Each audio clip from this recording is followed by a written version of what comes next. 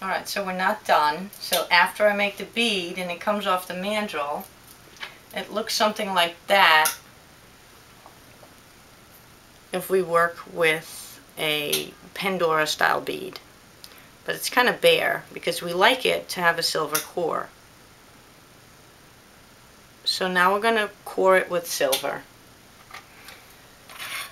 So we start with my silver tubing.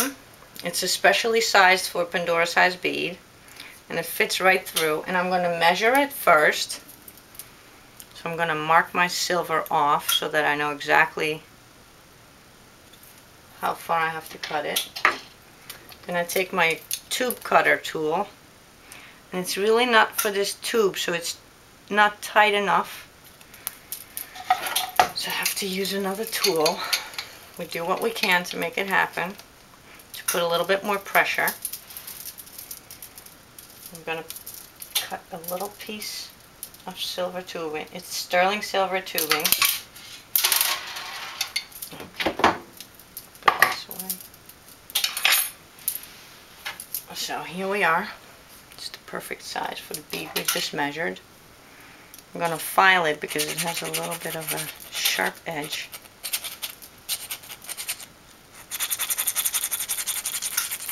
All manual labor.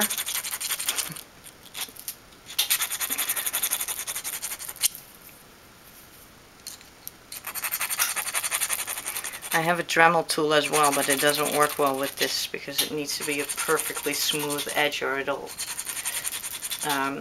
fray at the edges.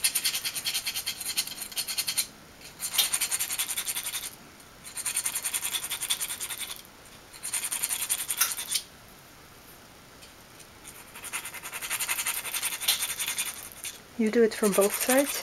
Yeah, because it flares out on both sides.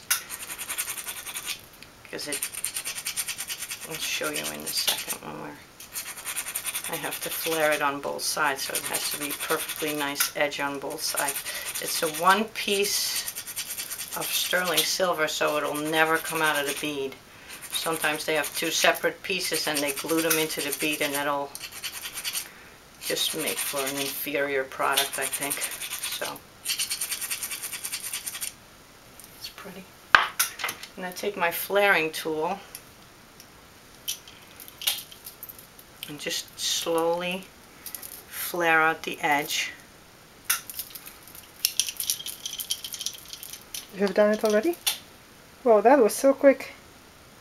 So now it's perfectly round. And I take my bead and put it in there and flare out the other side. I see. And then it has to be very precise so that you don't put too much pressure, but you get a nice even edge. If you put too much pressure, the bead will break. If you don't put enough pressure, it'll be wobbling in the silver. So what I do is I check if it's still turning. So the bead is not turning in the silver anymore. So that's when it pretty much reached its maximum. I'm going to turn it over one more time so that I get a more rounded edge as opposed to a flattened edge. And this is the tricky part where I try not to break the bead, but tighten it enough. And then voila! Ah, beautiful. We have a Pandora style bead. That's gorgeous. All better. Haha! And these are all the beads. And these are all the beads. Treasure trove. Gea, thank you so very much. You're welcome. It's my pleasure.